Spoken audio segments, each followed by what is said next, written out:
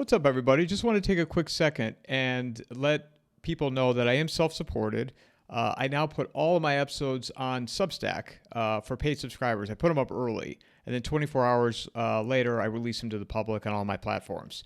I also have Venmo, PayPal, Cash App, Buy Me a Coffee, Zelle, a P.O. Box, and Locals, Patreon.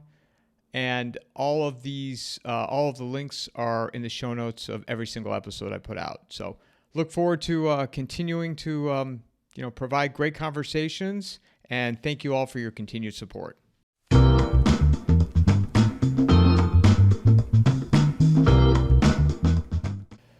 Melody, start off with what you were just saying a second ago on how so many. What did you say? I don't want to butcher it. How many roads? What the hell's going on right now? Tell me what's going on. I said that so many trains have left their respective stations, and they're kind of what it feels like is they're going downhill, and they're in the mountains, and we don't know what's going to happen. And I was saying that in relation to crypto because I think if you were talking about crypto 3 years ago, you were talking about a certain set of circumstances.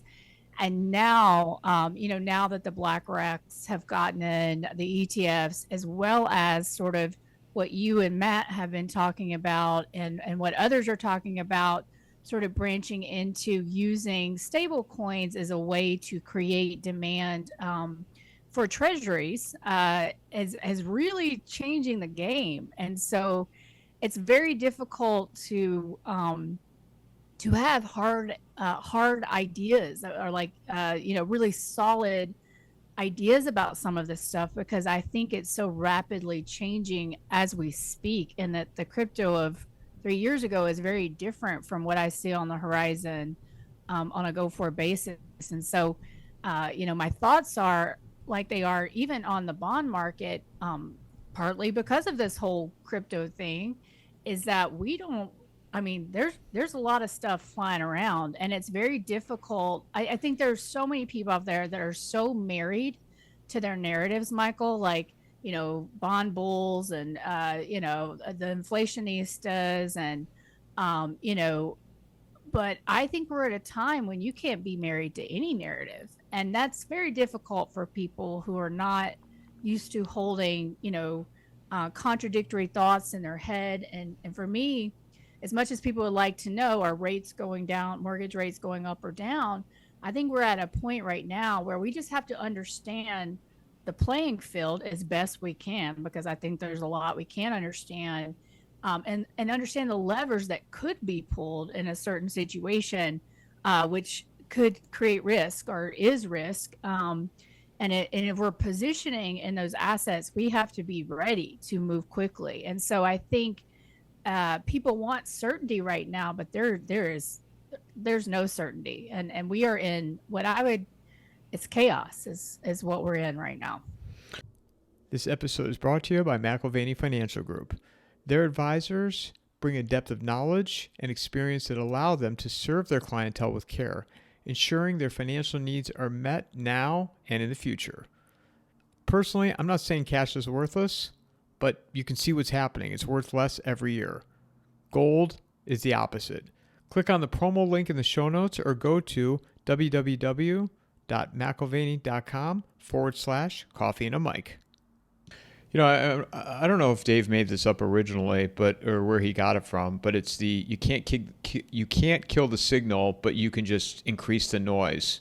Right. And I feel like that's where we're at right now with all of this. And the other thing, it makes me think of what you just said. Matt Smith was talking about how, when you're in selling mode and you're about to buy something, if you're all confused and you don't know what's going on, you don't do anything. You just literally sit on the sideline. Absolutely. And we're seeing that in the housing market. Not that that's what we're talking about, but I think that's absolutely what's going on. And I think Dave nailed it with that, and he went through kind of the history of when we really started to see things shift and change.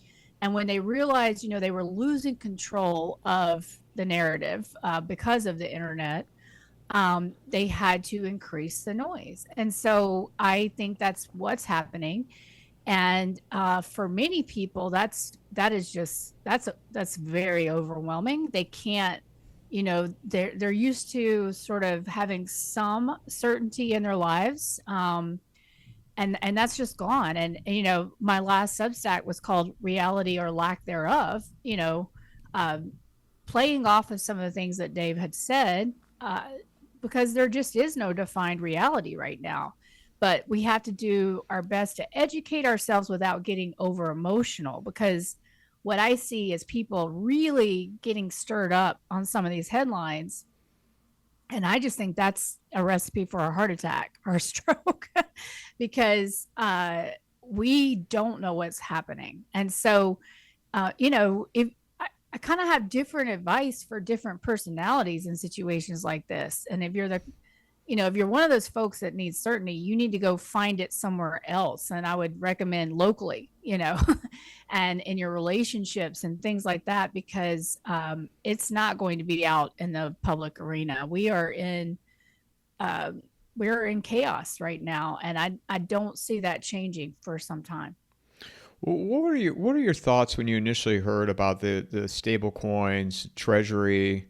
I mean, you and I listen to a lot of the same things, and the whole idea of what this potential global monetary reset, and Stephen Moran's paper from last year, and and how it ties into your respective field. What are your thoughts?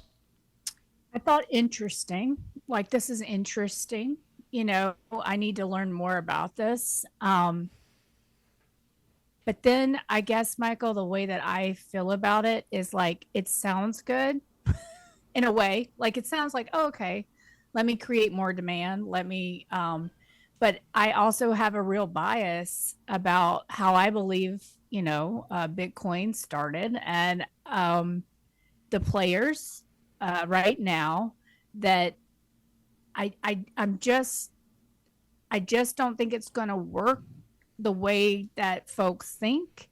And it could also be another smokescreen. I mean, I have to give that a real possibility. But I think what's happening right now in the bond market, people may call me crazy, but I feel like there's a whole bunch of different levers, and it's being used right now when certain groups are upset with policy choices.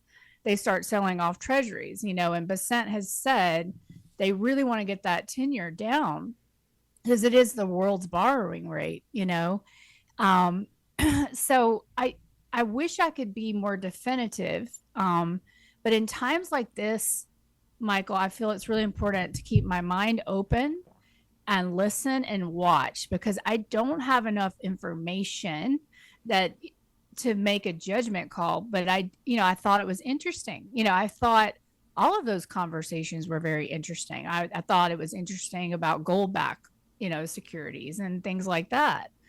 We aren't hearing about that anymore. At least I'm not sure.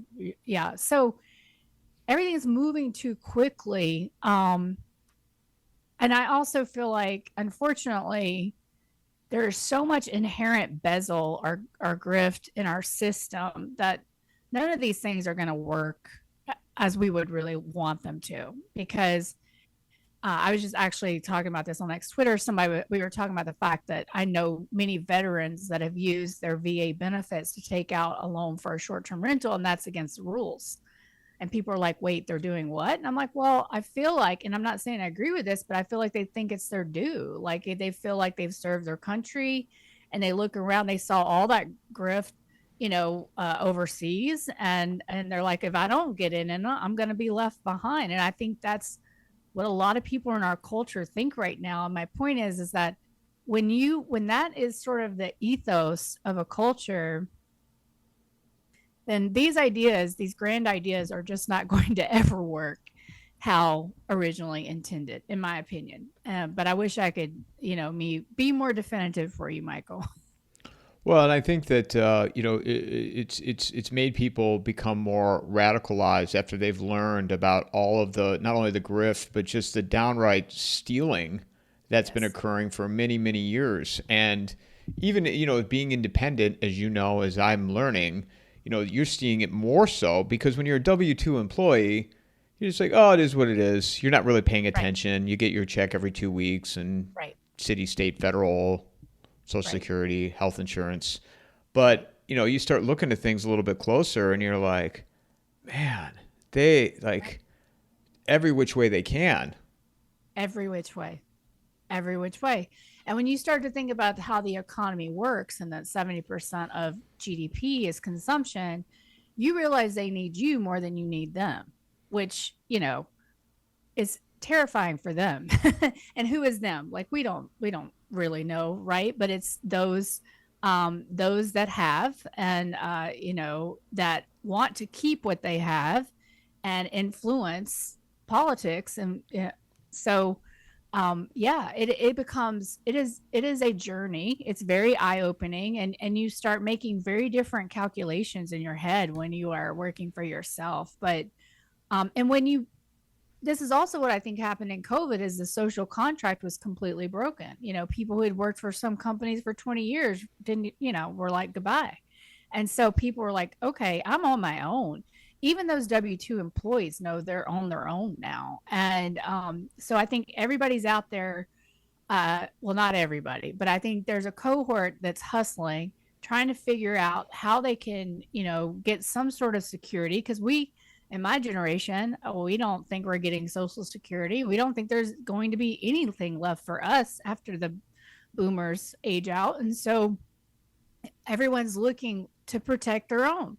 And what has worked and what we've seen is a whole bunch of grift and a whole bunch of really, really rich a-holes who didn't go to jail after the GFC.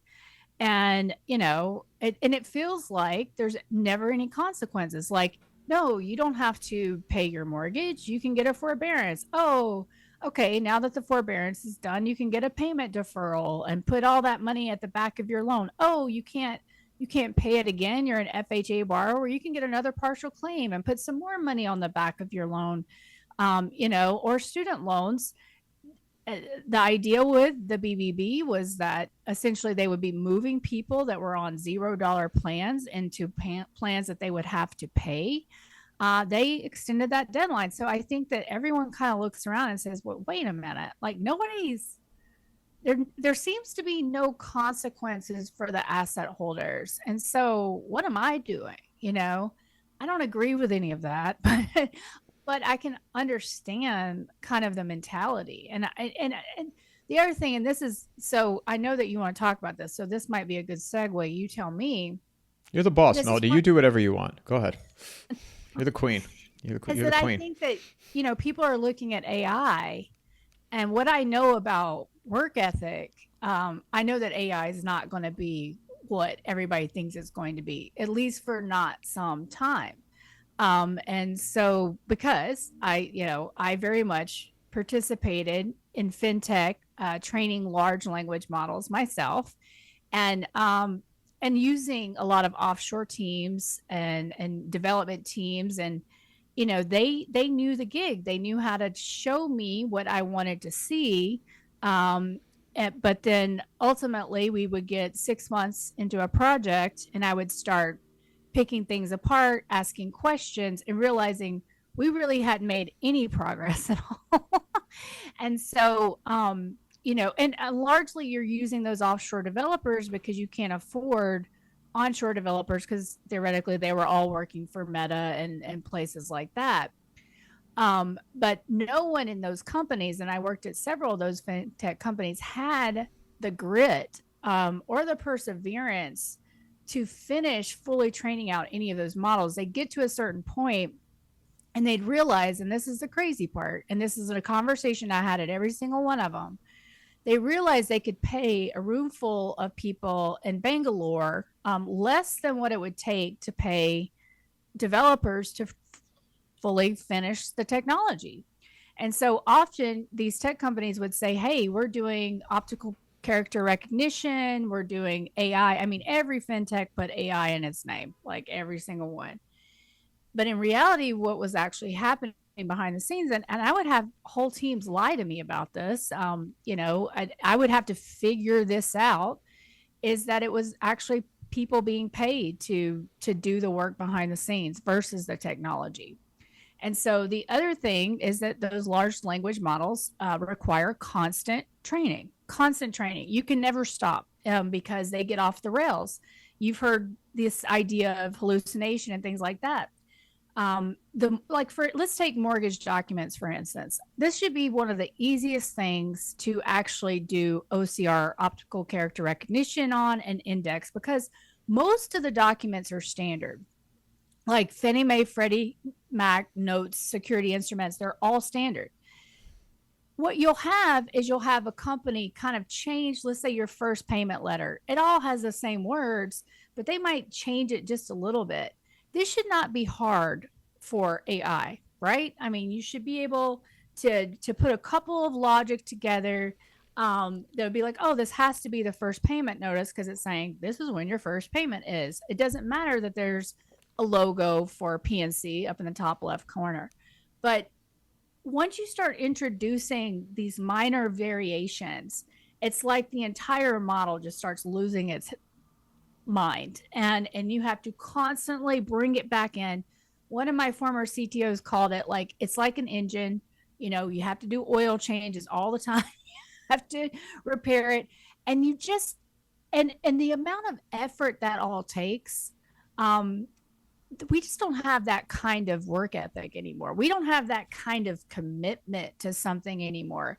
And so I know what's happening in many of these technology companies is your development teams are being yelled at by the money guys, being like, where are we going to have progress? Well, I guarantee you, the tech teams are saying, yeah, we're there. We got a demo. We're going to show you. And they're going to show you something that likely, makes you think that they've done what you've asked them to do, but in reality they have not built the core, and they're going to string you along until you basically realize, oh no, there is no there, and we've got to start all over. Typically, I mean, I can't tell you how many times that happened to me. And so I don't think we're where people say we are in terms of AI. I honestly believe that this is really a smokescreen about our ailing labor market. That when we hyper financialize the economy, if you remember the very opening scene of The Big Short, where all those high rises are being built, that was all to support just financialization. Financial activity was not building things, except for buildings that are empty now.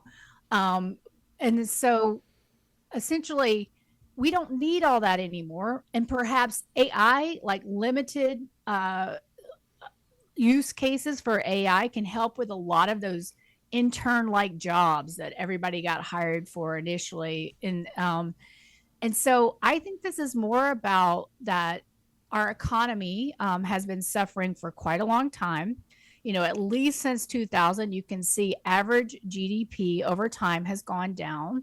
And that we really don't need this many people to run a hyper financialized economy. And so AI is being used as the excuse as to why we're seeing such a weak labor market. Because yes, what Trump and others talked about, really even back like 2016, 17, that it was a services economy, that was booming. And those aren't jobs that pay well. It was not oh, you can get a really good job and afford a house economy. No, that was not it.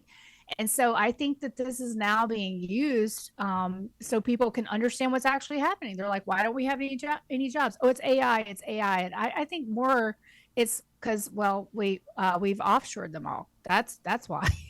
And it's not just, we've now offshored as well white collar jobs. And in mortgage, I think we're one of the first places that really had done that after the crisis last time. And it is so thin margin.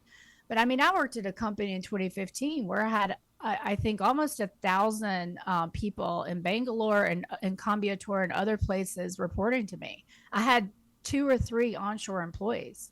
They were running every department. And so I think that in reality, this is all a ruse, to be honest. That yes, there are use cases for AI, but we're not there yet. I have a friend in healthcare, and I've known him for a long time, and we were talking even a few years ago, where the discussion of AI and how it pertains to the healthcare. And he had said at that time, he goes, I just haven't seen anything that's shown me that it's there. So I talked to him a few months ago, and I said, you remember that conversation we had had? And I said, has anything changed? Because a few years had passed in between. I mean, I talk to him all the time, but like in terms of that specific topic, he goes, yeah. He goes, where I underestimated it was now there'll be a company, ABC company, will say it can do this, this, and this. And then there's 10 other companies that say they can do the same thing, but none of them can do it. That's right. 100%. And you cycle through them. This is what happened in mortgage. And I just happened to work for one after the other. And so you would cycle. Oh, this is really it. Oh, this is really it. Oh, this is no, none of it's really it. And sorry, I got really excited because that's exactly what's happening. And so you don't actually know till you finish with the 10th one that there's nothing there. And again, a lot of times I'm telling you, if you think you're actually contracting with a tech company, you're probably working with a company that's got a massive offshore staff that's really doing the work. Well, and then on top of it, like some of these companies, they're getting financing from some of these big investment companies, like the Goldmans or. Oh, yes, they are. And I was on that. I mean, I did all this. I met with VCs. I helped raise money. Like there was so much money out there, Michael, for this crap. And mortgage is ripe for transformation. It's just that nobody really wants to do it. It just would be too much work. And so, and that's what I've really come to understand is nobody really wants change. They just want the same machine to keep going because that's how everybody's getting fat. And honestly, so, will AI be useful in some situations? I think once we can hone some of the power, but again, you run into this power situation where you don't have enough power, electricity to run everything. And so I think we're just, until we solve that, I don't think that AI is going to be a real force. And even now it's like, I mean, Michael, I'll ask Grok something, or I'll see somebody else ask Grok, or I'll use the Google, and AI, and it's wrong. It's always wrong. I mean, it's like, it's wrong all the time. It'll say things as simple as because back in the day, I was a big search engine. I learned all the Boolean terms, like I love using the internet for research. I've been one of those people that have been asking those types of questions of Google for some time that people now ask of ChatGPT. You can actually ask Google those questions too, like previous Google, not AI Google. But I'll just ask AI things like, how many business days were in July of 2022? It'll give me an answer. And then like, I'll go check and it's just absolutely wrong. But this is what's happening is all these people are relying on these. And I see it on X Twitter all the time. People like try to fact check me with Grok. And I'm just like, okay, Grok, well, how about this? And they're like, oh, yes, you're right about that. That really changes everything. And it's like, okay, well, thanks for playing, Grok. Like, okay, you know what?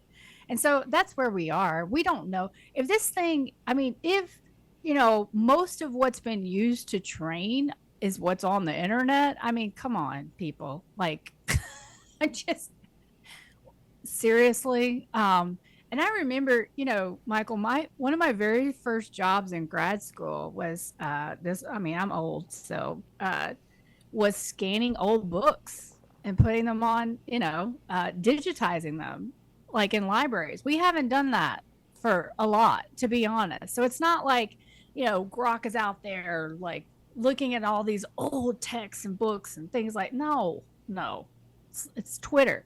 And it'll say something like, well, I mean, someone will ask it a question, will say, well, Melody Wright has said blah, blah, blah. I was like, wait a minute. I mean, that's kind of scary. It's like, don't just take my word for it. But suddenly Grok has made me into some massive expert in an area that maybe I'm not even an expert in. But how are you going to know? But somebody could say, oh, well, Melody Wright said it. She has 30,000 followers. She must be right. No. So anyway, I'm sorry. I rambled. No, you remind me. I sold copiers in my previous life, and this was right before I moved to Arizona from 2003 to 2006. And the end of that period, so 05, 06, is you started to see the document storage. Remember all that? That was like the big Yes. expansion. Yes. And I remember we had partnered with the company I worked for at the time. It was a copier dealer, but they partnered with a document storage, Like and Rico. Yep. and then those things popped up. They were started popping up like all over the place. But there was a big one outside of Cleveland called OnBase, Highland Software, and but anyway, the companies would hire. They would hire people like us to like come in and grab all their documents, and we would pay people whatever it was per hour, and they'd sit there all day and just scan documents, scan Yes. documents, Oh scan yeah, we had documents. one. I had a whole room at GMAC. That's all they did. Just copying mortgage documents the whole day long, scanning. It was crazy. It's still crazy. I mean, that's so, I knew things were going crazy in 2020 because I had a big bank client, and COVID hits, and all of a sudden we were scanning about, I don't know, maybe 15,000 pages a day of, for mortgage refinances and indexing it, taking it through our OCR. Like overnight, that went to 1 million pages a day. 1 million. I mean, when everybody was being sent home, it was absolutely bananas. But I mean, why are we still using paper documents in mortgage? Like that doesn't even make any sense. Well, then it's like a whole bunch of it's just politics in the mortgage industry as to why we're still using paper documents. Anyway, a lot of this stuff is made up work. Go ahead. Well, no, and also, people are always. It's funny how I get people give me slack. See, I'm not swearing with you today. So you're already making me a better person today, Aw. as September 1st. But people give me slack because of, they're like, well, you don't provide any solutions. You don't provide any solutions. You're always doing blah, blah, blah. I'm like, well, no. Locally, you can work within your own sphere to your community, your neighbors, family, so on and so forth. You can't change anything at the top. But where I was going with this is, at some point, in my opinion, this system is going to break. Mm-hmm. Because there's so many processes and workflows that have been put in where it has to crack. I don't know. I don't know if it's going to be today, tomorrow, next week, next month, next year. I don't know. But, and you and I talked about that too in the whole evolution of AI before it ever get to the Terminator stage, right? Where Right. the iPads are coming alive and, claws are coming out of it and stabbing you or whatnot. It will collapse before then. It's bubble gum and popsicle sticks, and this is what I mean. It's like, somewhere, and I think this is why what Dave said resonated me with so much, because I just remember it in corporate. It was like overnight. Like you went from working really hard to create sound systems and solid infrastructure, and you followed a project all the way through, and then it turned into just surface. It was like nobody did that anymore. And then somewhere around like 2014, 2015, and so it's, and what I saw in all of these big organizations was everything was being held together with bubble gum and popsicle sticks. And any tiny bit of stress, and this is again what a lot of people don't understand about mortgage, is that whole thing is a house of cards, and any stress on the system, it will implode, because they are using very old technology, and they may have some wraparound solutions, but the core technology is very old that nobody really even knows how to change anymore, and every process is manual. And so, like I'm seeing already at the big servicers, we don't even have what I would call material default inventory, and it's already breaking the system. And so, yes, I agree with you. I feel like we don't have solid foundations.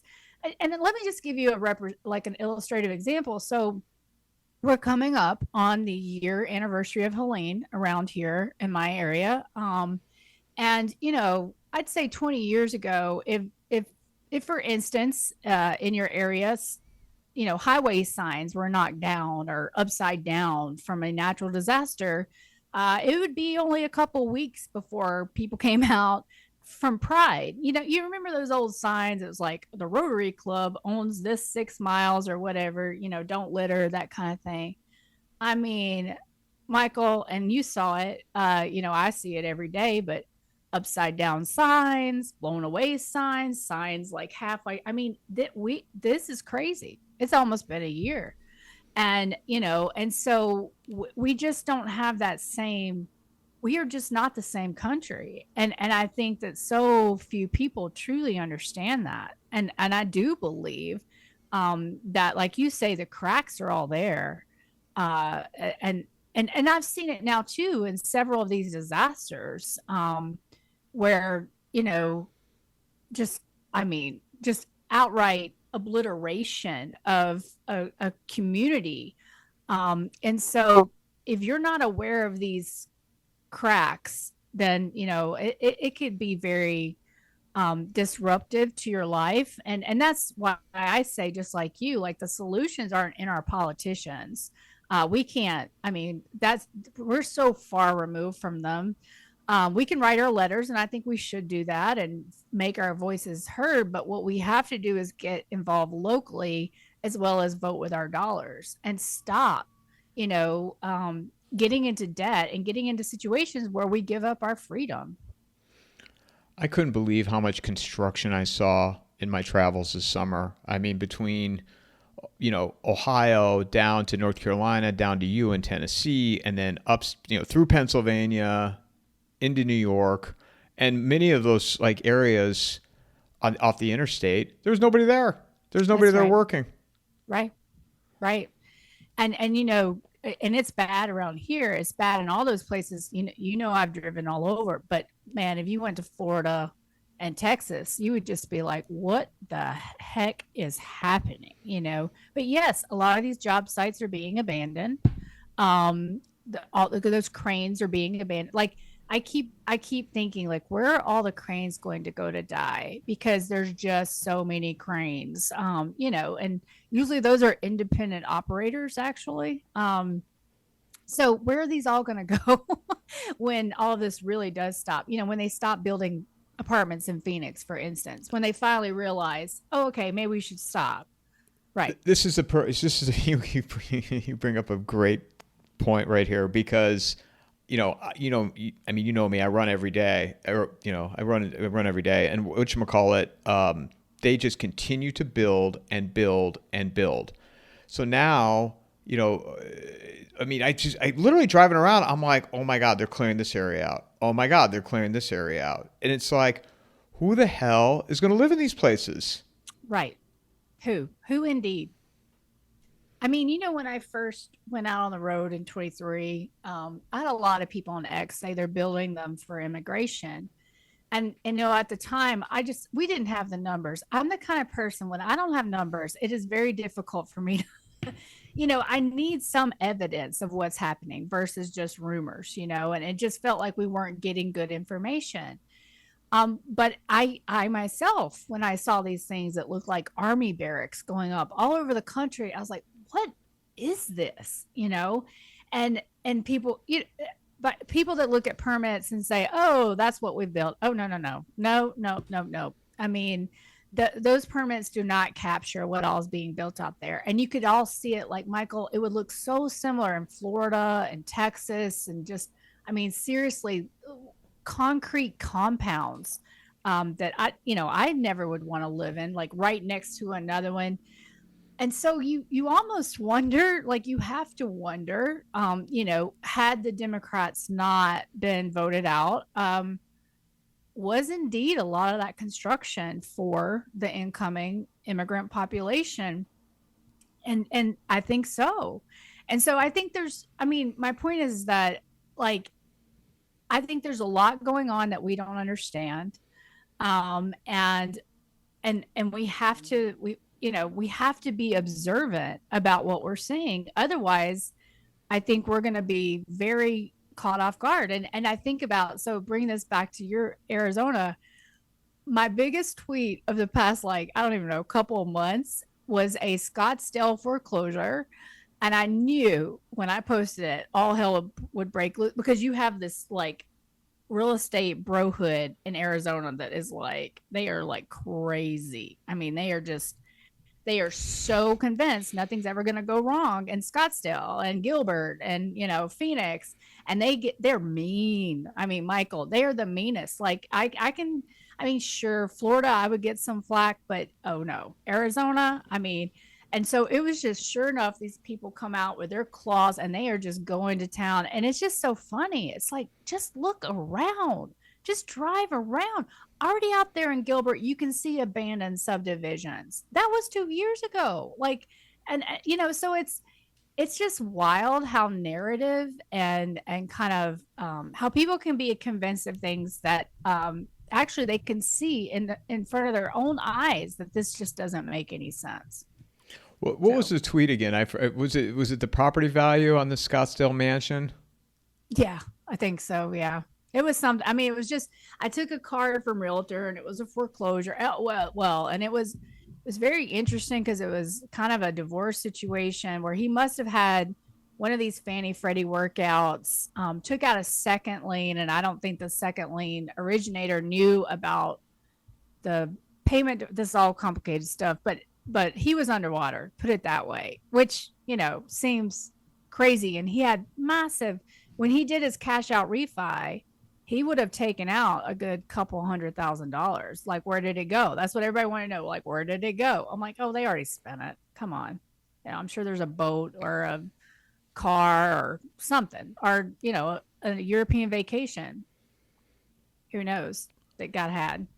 There was so much of that during 2008 in the GFC. And, you know, I'd see it because working at retail banking, they'd come in. I was working in Anthem, which is north of Phoenix, for people that don't know, you know, about 10 miles outside of it. And it was that, I don't know how they described the community, but you could have a golf cart and drive it around. And they had a neighborhood. It was called the Country Club. And there were 2 golf courses on it. And then there was the Walmart side of Anthem. That was the slums, even though it was nice, but they called it the slums. And, you know, the home values were just exploded. And then when the crash happened, you had homes going from like $500,000 down to 200 some thousand. And I mean, I remember when I first moved here, I was like, God, this place is like really intimidating. And everybody was a realtor, like everyone. And now you see, you know, people, and I'm thinking of what you just said, somebody that I know. He's a good guy, but he's just always like, you know, it's just up now. It's down, but it'll go back up. And, you know, water's not going to be an issue. And if people, you know, if they want to look for trouble, you know, you're armed. That's how Arizona is. I'm like, okay, but there's no water here. Like I don't think this is a very sustainable place to live. Which, by the way, those semiconductor plants need quite a bit of, right? And so, I mean, because that's the other thing I hear is the semiconductor plant, TMSC or whatever. I went out to those locations in Phoenix, and it's like, no, I mean, they had to bring people from Taiwan because they couldn't find the labor here. I mean, that theoretically, and like one of them now is being accused of all kinds of abuses and discrimination against American workers. So that, again, it's just something. It's just some narrative, right? Like, oh, the semiconductor plant's coming to this area. It's going to save everything. Very similar to what's happening in Ohio. And that plant just keeps getting, you know, delayed. And so these projects are not going to save an entire community. I mean, they're barely going to employ like a couple hundred. It'll be more robotics than anything else. So, well, and here's the other thing with that is, you know, the data centers that are like they're building them here, which is insane to me because of the amount of water it takes to operate them. And I saw this when I was in Virginia. We met, you know, my friend and I met somebody who builds data centers for AWS. Mm-hmm. And they're building these things all over the country. And it's like, okay. Oh, yeah. For what? I've seen them. Well, a lot of them are they're empty. And so, like, you just saw Trip came out with its Q2 commercial mortgage-backed security delinquency schedule, and industrial, which everybody except for, well, not everybody, but many people except for me and a few others said, many people said industrial is going to be totally safe. And I was like, no, I can already see empty industrial all across the country, empty AWS centers all across the country. And so I think that we overbuilt there too. And it's just a matter of time before people realize it. I mean, this is I mean, we just lost the plot, as they say in England. I mean, we have just lost it because nobody was paying attention. And you know, for a lot of people, they were stuck at home and they were just their head was in their phone and their screen and they weren't really paying attention. But you drive this country like I have and like you did this summer, you see a completely different story from what people are saying in mainstream media. I can't believe the areas that I saw, how much the middle class has been hollowed out. Well, you that so I have I my first trip across the country driving was I was still a teenager, and it's something I've done my whole life, and I can tell you that just driving those areas is one of the most depressing things you can see. You could, I mean, go along the coast of Virginia, for instance. Not don't go on the big freeway, and you can see like I've never seen so much empty coastline undeveloped because once when that highway was built, it just sucked everybody off that coastline. And you're thinking, wait, wow, like this is beautiful coastline, and maybe they have I don't know exactly in Virginia rules against develop, but there are old hotels, old developments that are now dilapidated. And so we just have you can see any city, and this is why I'm a fan of your friend Jim Kunstler. Like any city, you can see each cycle in that city and what's happened. And of course now there are those that are just completely abandoned. I mean, you can go to abandoned towns all over Pennsylvania and all. I mean, they're everywhere. And but you can see the history of the cycle. You can see, oh, this was that building cycle. This was that. But what we haven't done in most of these cities is like once that old building cycle gets dilapidated, we haven't bulldozed it. It just sits there. It's like, I mean, it's hideous. And so we keep building in some of these places without really addressing any of the issues before because it is all mostly a grift. It's all about those developer fees. It's all about a few people getting rich. They don't care about the town. They don't care about city planning. This is just all about somebody getting theirs. What do you think? I've shared with people and they look at me like I'm nuts. The future of the Southwest, including Arizona, where I live, Vegas, which, I have family there. I mean, that was before I moved to Phoenix. It was a second home to me for a very, very long time. My grandmother lived there, so I took many trips as a child and as an adult. And I think the future in Phoenix is very, very bleak, and I think Las Vegas is the same, if not worse. And we're seeing the numbers right now from the economic in Las Vegas, and it's bad year over year. Oh, it's bad. And Vegas forgot who its base was. They thought that the people that were going to keep Vegas going were the Richie Riches from LA that came down, and blew thousands, hundreds of thousands of dollars at the big parties and things like that. But in reality, Vegas was more of a middle class destination. You would get enticed out there with a $35 hotel room. You would be assured free drinks and food. Now, what I'm hearing is, for a bucket of Budweiser, it's like $189 or something like that.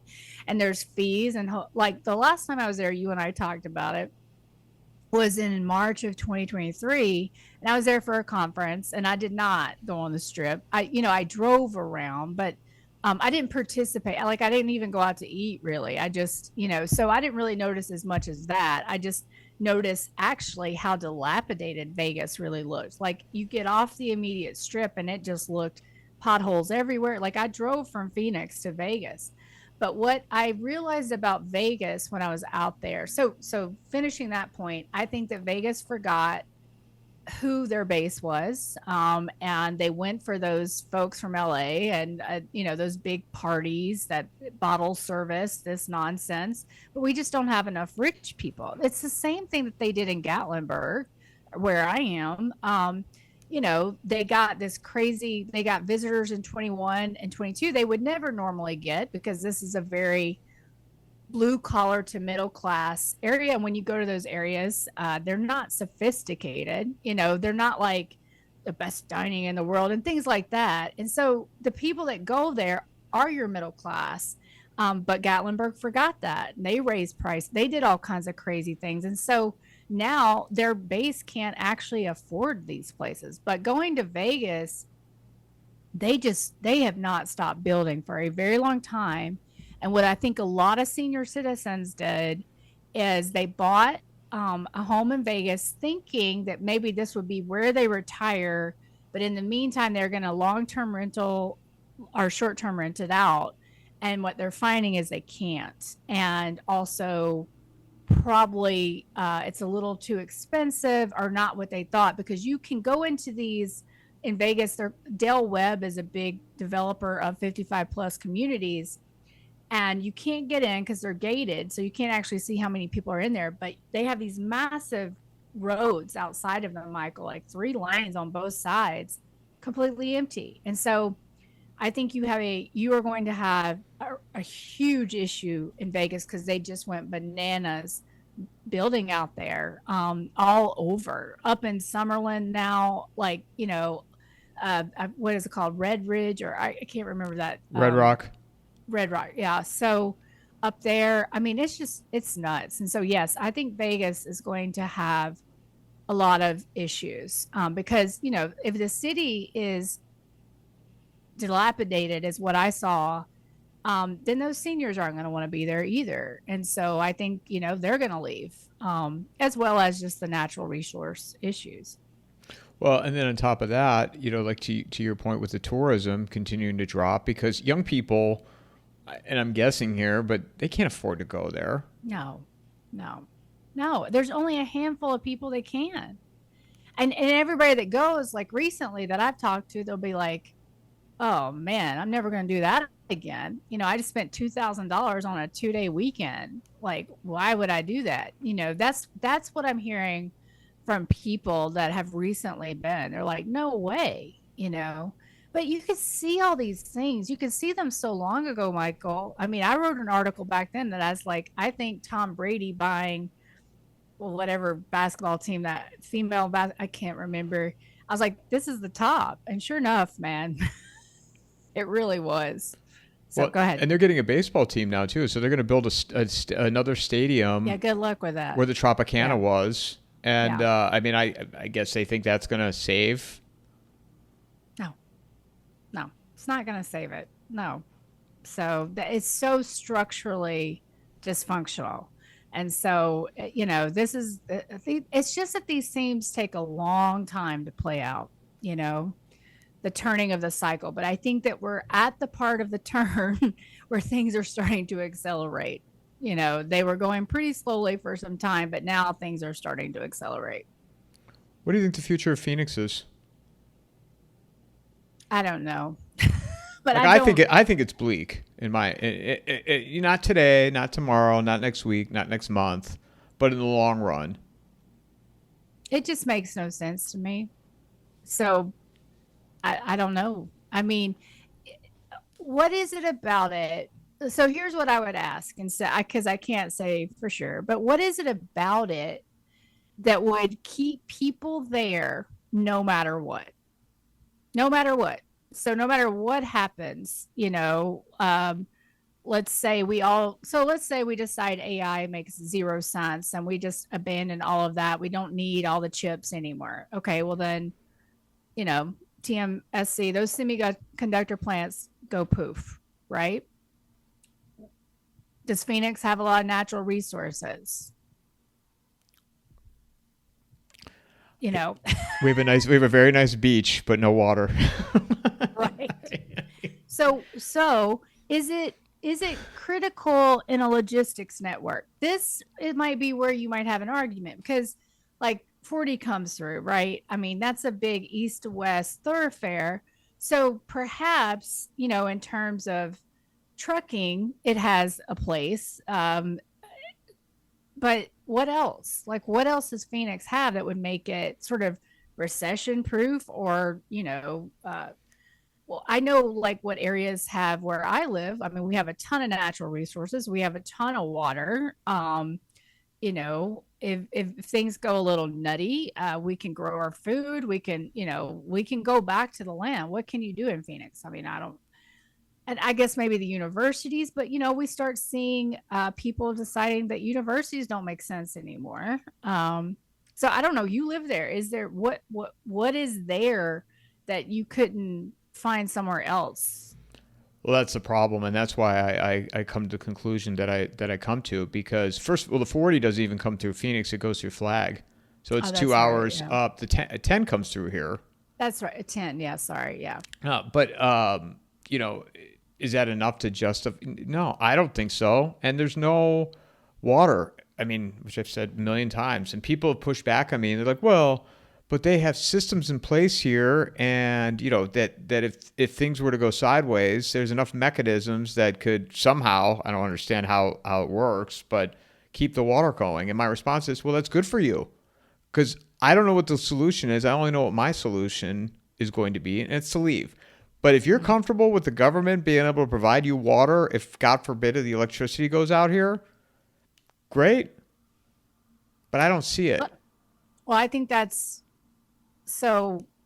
So I don't think that I've ever been one of those people that's fully comfortable with the government being a savior, but I can tell you that Helene changed me forever, and they did not come save us here, and they haven't, and there's still destruction everywhere I turn here, and so I think that I know. And then I went out, as you know, to California, and I looked at the destruction out there, and I looked at Altadena versus the Palisades, and the only place they're saving is Palisades, not Altadena, the middle class neighborhood.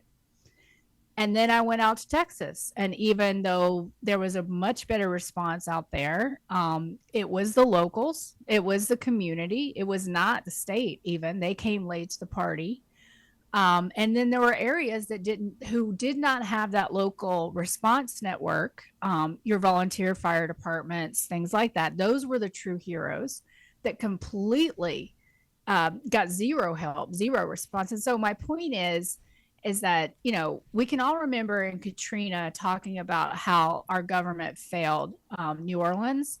Well, guess what, guys? We didn't even get a hundredth of that in these other disasters. And so if you're relying on the government, I think you're going to be uh, left out in the cold, because they are going to help, like in the Palisades, they're going to help the asset holders. That they won't help just the regular folks. And so we are kind of in a it's we might all dress a little better or whatever, but it's kind of a Lord of the Flies situation right now out there.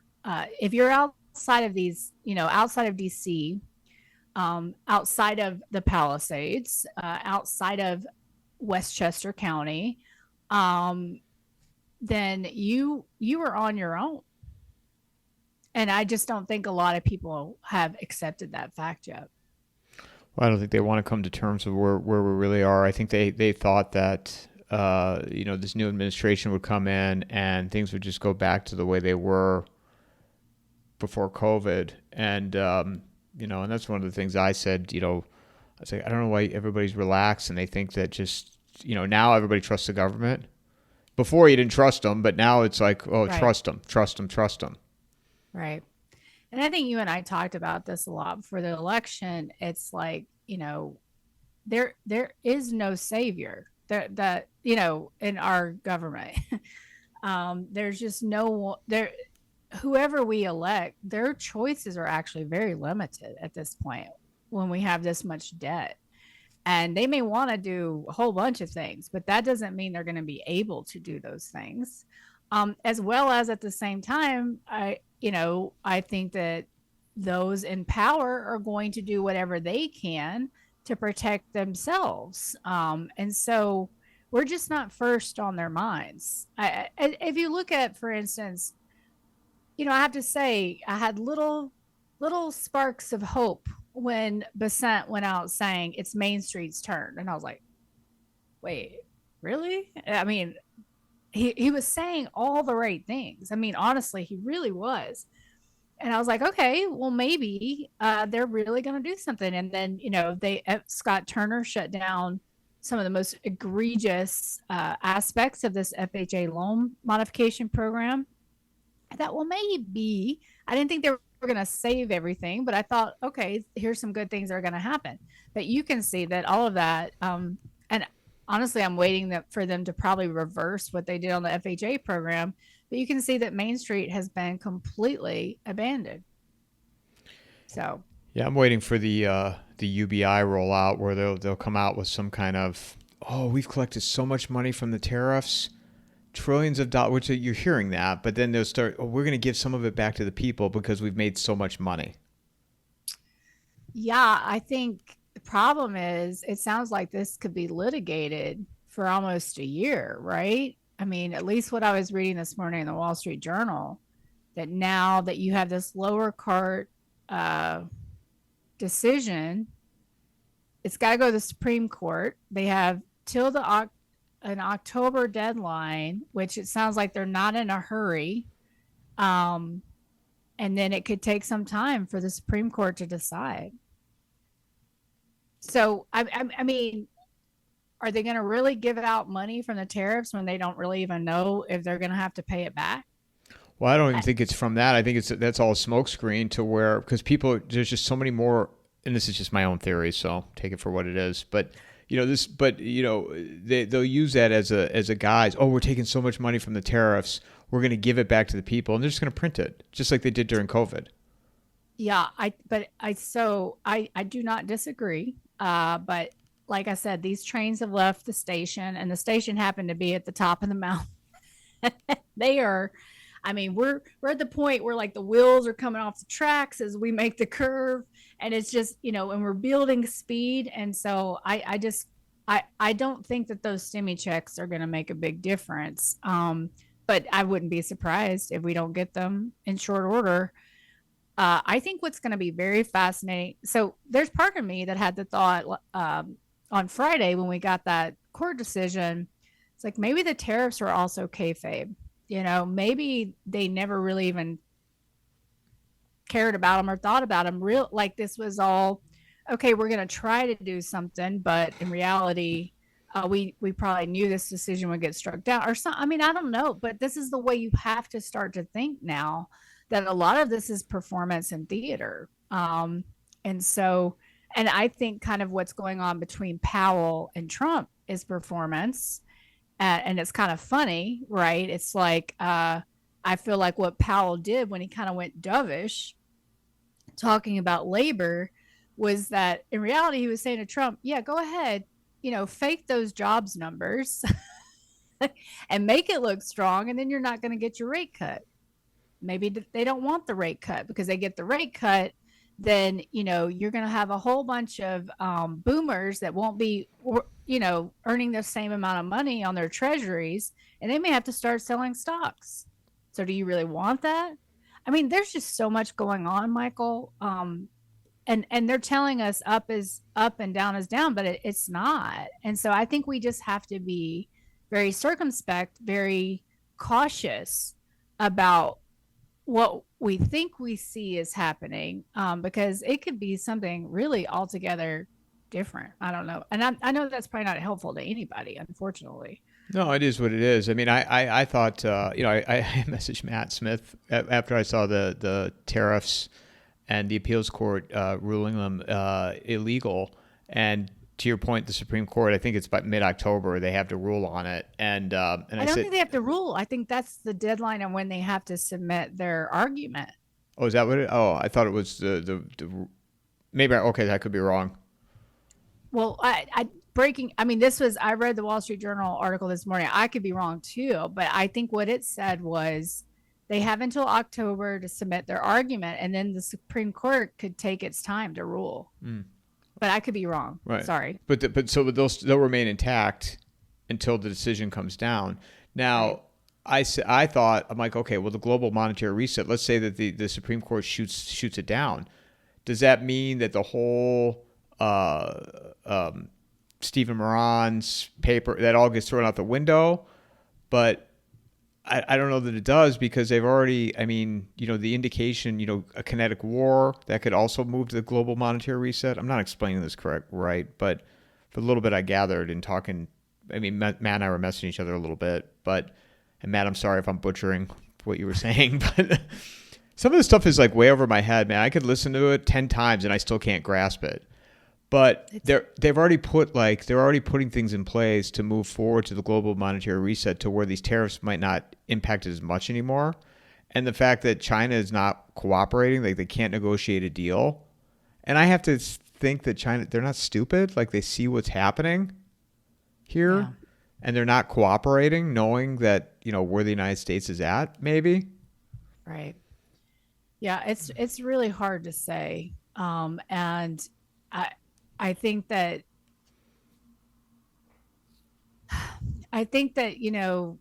people can believe that they have the answers, but in reality, it's not it won't play out like they think. And so it is a very confusing time. I would say if I had to give anything a big odds of happening here is that there is a kinetic war of some sort, because it just feels like they're probably going to try a whole bunch of different things and it's just not going to work. And we have to go to war. And whatever, it's the war du jour, that's going to be. And so I think that unfortunately that tried and true solution will probably be used before. And honestly, Michael, I just, the UBI rollout, I think you have to have something so freaking scary, scarier than COVID, that's going to be accepted. And you and I have talked about, we both talk about COVID as an experiment. I just happen to think that COVID as an experiment failed. And, I think that's why you're seeing a lot of scrambling.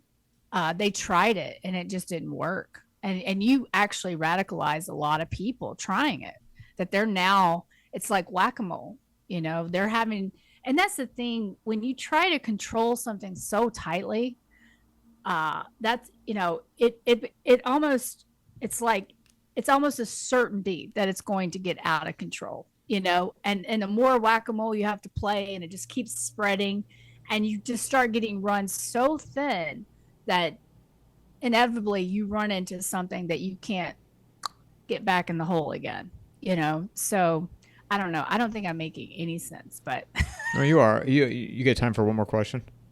Oh, yeah. So one of the things too is like with all the chaos that we spent an hour talking about, and I heard your conversation with Adam, and I don't, what I can't understand is like, how this thing could be a year from now. It could turn into a buyer's market in a year and a half from now, give or take, that things will be in the clear and you can like buy houses again and everything's going to be fine. Like I don't see that. I mean, look at the state of things right now and the conditions. Like for young people, they can't afford to buy a house. It's hard enough affording to live. Yeah. And so, and just to clarify, in that situation, the only reason I saw more, if I had to give a probability to it, that we could see in 18 months a pause in home price declines and maybe a little bump up with that, because a lot of what we saw in 23 and 24 was home prices, as reported by NAR, our National Association of Realtors, just stayed flat. And so because there was no activity. And so I could see that, if we aren't corrected enough so that there's enough participation in the market, that you could have for these newly minted beneficiaries from some of this BBB stimulus could venture out into the housing market and participate in such a way that it could kind of arrest the decline in home prices. That is not my likely scenario. That is just one small probability. But in reality, I think by that point, then people are going to be aware of how much supply is out there, as well as on, the unaffordability issue. But they're going to do a whole, I can guarantee you between then and now, they're going to do all kinds of stimulus in housing. They passed a housing bill that has more grift in it for housing. I mean, and so I think they're going to try. But again, we've gotten to that point where whatever they try, it's too late. Like you've just, this, like, systemically, the foundation has been weakened so much that whatever they try to throw at it will not sustain for the long term. And we will see those massive price declines. So, but I do have to entertain the possibility that we could get a slowdown of that correction, if things work out according to plan. They never really do work according to plan. So Yeah, it wasn't even from you. I think it was from one of Adam's other guests where they thought, yes. yeah. Yeah. And I was just, I don't, I'm not an expert, but I don't see it. I mean, you look at even just today, we sit here, it's Labor Day, and everything's just expensive. Like groceries have not, at least I don't see it. Groceries haven't come down. Trump put No. out a tweet or put it on True Social that groceries are down, gas is lower. Oh, it's not. It's not. I mean, that's like, it's like, what usefulness is that? I mean, it's like the Democrat playbook. Like, why would they do that? Like, this is what angered so many people, was being told that the economy's fine. What's wrong with you, idiot? I mean, this is why people showed up in force and voted the Democrats out. Why would you adopt this playbook? It makes zero sense to me, which tells me I'm missing something. I don't know what, but I'm missing something. If this is what you're doing, something else must be going on that I don't understand, because this is the surefire way to lose in 2026. I mean, you can see what the results were in the last election when the Democrats tried to do this. So that will be the results in 2026 if you keep trying to tell people that the economy is better than it is, and that prices. And no, it's like I can't even walk out of the store without spending $75. If I go in for like one item, it's like just something that I need for a meal, I end up, and it's not because I'm buying a whole bunch of stuff. I mean, it is just insane out there. And it's everything. It's like, so here's a funny story, and I do have a little bit of time, so we can. I had to go buy a pair of new tennis shoes. I'm like a weirdo about certain things. I just hate spending money on certain things, and even though I exercise a lot like you, tennis shoes are one of them. I'm not running like you are now. But it was so bad, Michael. Like I could feel the ground under my feet, like I'd worn it out. But I walk into like a Dick's Sporting Goods, and the tennis shoes were like $199, 160. I was like, no, that's just not happening. I'm not spending that much money on tennis shoes. Like I refuse. Like that's not, even though I need them. I ended up ordering something online that was way more inexpensive. But it's just everywhere the consumer turns, they are looking at high prices. And what a lot of people say, or they argue that we're not in hyperinflation already, is, oh no, you look back at Weimar Germany, they were doing things like changing prices during the day. Like people would go buy things because they'd be scared by lunchtime, the price would be $20 more. Well, you've got places in New York that are using dynamic pricing right now. And you've got other people, other apps, and other retailers looking into exactly that kind of pricing mechanism where, let's say there's a lot of demand for sugar, that suddenly sugar starts out the day at 250. By the end of the day, it's at 10. You're seeing this already. And that is a sure sign of hyperinflation. And so I think I don't know what the benefit would be of not understanding our current reality by a lot of the economists and talking heads out there. But I really feel like we are way further down this path, of sort of cultural impacts from inflation than a lot of people will admit. OnlyFans, things like that. I saw an article today where it said, I think this was in Canada, but there was a woman exchanging sex for rent. Okay, well, you can go read about Weimar, Germany. This is exactly the types of things that were going on. People were dressing up as men, dressing up as women, just like you see on, I've never seen it, but on OnlyFans. And so we are already in a situation of just extreme cultural debasement. I don't know how else to say it. And so I think we're farther down this inflation path than people actually realize. And it's, I think things could get a lot more dicey from here. Well, and to your point with the decay and the rot, I mean, look at the buy now, pay later. I mean, if I charge something on my Chase card, it gives me the option to something as small as going to the grocery store. I can do it in installments. I mean, that's buy now, pay later. Yeah. In my debit account, in my checking cash account, I will buy something with cash and they will ask me if I want to split it into 4 payments. It's not even a credit card. Like, what sense does that make? Right? Again, the more of us that are enslaved to debt, the more control they can consolidate out there. And so this is why there's not much we can do, but we can vote with our dollars and we can say no to debt slavery. And we cannot fall for these tricks of, financing your groceries for that week. Guys, there's always a price to pay, always, in one form or another. What do you think the future is of real estate agents and loan originators and mortgage brokers? And I think that once we get through with this cycle, housing will be boring again. And so, I just think that likely there will be a lot fewer of them.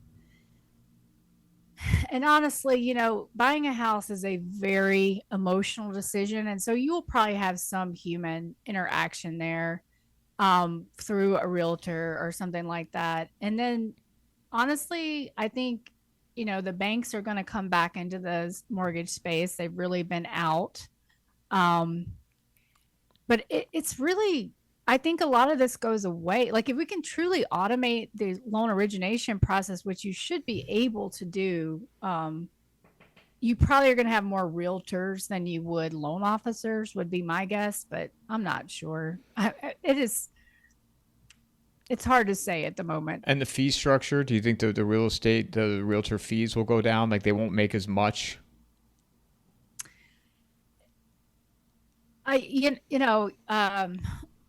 Probably likely. I mean, I think people get really angry that realtors make as much as they do on some of these sales. So, maybe at the complete other end of this cycle, realtors will get and loan officers will get some sort of hand slap. But I can be honest with you, Michael, nothing happened to them last time. Not a single thing. It was just they punished the servicers.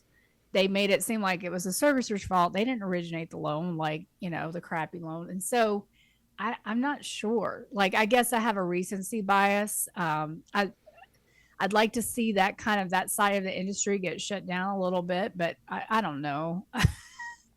I mean, there's definitely from a transaction perspective, there's not going to be, as many of them as there are now. Well, and that and I put it on X a while back where I said, remember, nobody got arrested for 2008. That's right. So why did you think with this new administration that all things from 2020 and before that there was going to be any type of justice? Right. 2008 was the biggest steel bank, robbery. No, nothing happened. Right. That's right. And so I don't know.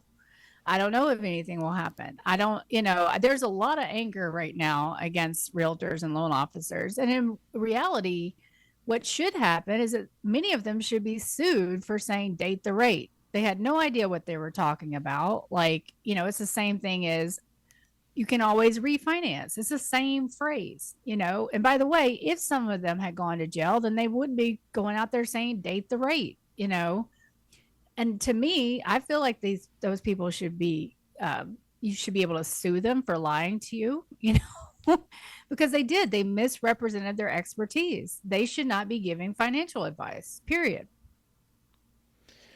So, Last question. The renting market, the renters market. yeah, it's a dumpster fire. It's just going to take, so kind of what you have right now is when you're at these inflection points, things can be so confusing. But what's happened is you've got, more multifamily in pipeline than you did since the 70s without the demographics to support it.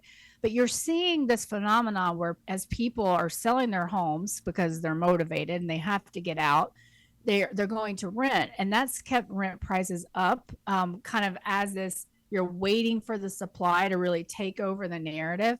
But we're starting to see vacancy increase. That's just going to continue from here. And then where you've got to really, so I think it's all sort of, coordinated, that once we start hearing news articles about multifamily rents going down, and they've been held up a lot by these algorithms and all of these companies working together to keep them high. They'd rather leave things empty or vacant than rent at a lower rate in many ways. But I think that's now, with more and more supply, that's going to be changing. So once you get news articles about rents going down for multifamily as well as home prices going down, then that's when your homeowner is going to be like, oh my, okay. Because today that's how they basically calculate, and calculates the wrong word, owner's equivalent rent, in our inflation metrics, is they call up people and say, well, how much do you think you could rent your place for if you rented it? And that's what they put in for rent. And I think until homeowners realize that those estimates are complete BS, then we won't see shelter inflation come down meaningfully. But I think you're starting to see it. And there is evidence in the last numbers we got from the National Association of Realtors. If you saw my post, that they are, something is afoot there. And it seems as if NAR might have gotten a memo that you're going to have to get on board now, and you're going to have to show real declines in housing and home prices, because you could look at their numbers and they look completely made up and counter trend in many ways. And so, in fact, the numbers, when you looked at the details, were exactly the same in many of the categories year over year. Like I sold 95,000 homes in the South in July of 24 and 95,000 homes in July of 25. That's just not statistically possible. But anyway, go ahead. No, I wanted to add to, where I live, the property management in this last lease renewal, they throw in internet. Like, they throw in all these little ancillary charges every year to just get a little more grift from you. Mm-hmm. I fought with them tooth and nail, and I could not get them to throw it out. And they're like, well, Michael, it's now I'm like, you're going to have the ability for, Wi-Fi, and but it's going to save you money than your current, Cox provider. I was like, save me the used car salesman. You're grifting, in my opinion. It's just one, like, you're just finding another little way to squeeze a little bit more money out of people. Yes, absolutely. And they're doing everything they can, but desperation is around the corner for a lot of these operators. I tell you, I won't feel bad one bit for some of these all of these property management companies. Oh, yeah. I've got stories. You and me, we've been corporate renters for a long time. And I have so many stories where it's like, why would you do a quality tenant like that? Like, why would you do that? And it's just, they don't care. And it's just, in many ways, it's just a price fixing algorithm and a corporate overlord that could not give a, crap about you. But last thing, I got an email. I know. Something popped in my head I want to ask you about really quick. Even though I could ask you on the phone, but it'd be better. I think it'd be better to get on recording. But I had somebody email me who lives in West Jefferson, North Carolina, who listens to my show, and he was saying how he's like, yeah, Arizona is one of the worst spots, which I mentioned earlier. But he also said Florida is a terrible spot to be. I've never been there. I've never been to the state of Florida, but you've spent a lot of time there. You've lived there. What are your thoughts on, I know the state's a big state and there's probably parts that are better than others, but overall, what's the future of Florida? I mean, you can go back, read Bubble in the Sun, Swap Peddlers. This always happens to Florida. People go down there. Oh, wouldn't it be great to live on the beach? And then, a hurricane comes through and wipes everything out. And, 100 years ago, a big hurricane came in and changed everybody's mind about wanting to live in Florida. And I think that's a lot of what Ian and Helene and the M1, I forget the name, Milton, was that? I can't remember. It's so many, but so no, I mean Florida, I mean Miami floods. Basically, they have septic tanks. I mean, it is no, it is not a good destination for like long. It doesn't have a good long term viability. But I wouldn't be surprised if we don't go through another cycle where we raise a lot of bulldoze a lot of these homes that have been built and then go do it all over again. But it is it is expensive. The roads are terrible. It's terrible health care. So the seniors they can't even get the health care they need down there. So I don't understand why. I understand the people that love the beach and they don't care about the hurricanes and they're diehards. But in reality, this is just not to me, it's not a place I would want to raise my family. And it's hard to get in and out of too, right? And Oh, yeah. overpopulated at this point. Depending on where you are, it is. But I can tell you that every time I was on 95, I thought I was going to die. I mean, it's insane. Like, not only are the roads really bad, but you get these, like in Miami, these huge downpours right at rush hour traffic. You can't see anything. The McLarens are going 100 miles an hour. People are angry. Honestly, I was so happy to leave. And September of 23. I was down there for a couple months and it was just, I mean, no, thank you. A lot of anger, a lot of anger. People love Naples. Everybody loves Naples too. Whatever. I mean, I'm sorry. Yeah, they've seen their cycles too. I mean, I remember being in my 20s dating somebody whose family had a condo in Naples that they got, they've sold now. It all goes through cycles. Like this is just so much about status and has nothing to do with what people really want or what's really important. It's like, oh, I have my condo in Naples. It's like, okay, well, great. How much is your insurance? What about your property tax? How often are you down there? And then that's the computations that people make. Is like, okay, I'm not there. I can get rid of this property. And then unfortunately, again, just like Vegas, like we were talking about, just like Gatlinburg, they're forcing out all of the middle class retirees that bought their condos, very modest, that, really are the bread and butter of Florida. Now these folks can't live there anymore. So you're going to have an exodus. And there's just, again, not enough rich people to sustain all of these housing markets across the country. And if you think affordable housing is going to fix all that, I mean, how that will destroy an area. And people are just so naive that if they think affordable housing is going to, I mean, the builders will love it. Yeah, we've got so much housing. I'm just waiting and waiting because there is going to come a moment when we hit critical mass on this inventory shortage narrative. And I mean, people are going to be like, what are you even talking about? I mean, there is just no need for more housing. I mean, we have so much housing. It needs to be priced properly, but we don't need any more housing. And so, yes, if you want to buy up blocks, which is what they're doing in Rochester right now, and turn it into affordable, like put lipstick on a pig and make it affordable housing, then yeah, but that's still a grift. Like they're paying so much. Like in Rochester, I just saw a company that's buying up a lot of these houses through a program there called Buy the Block, and another grift program. They're going to do minimal construction on these abandoned homes, put lipstick on them, and then theoretically rent them out.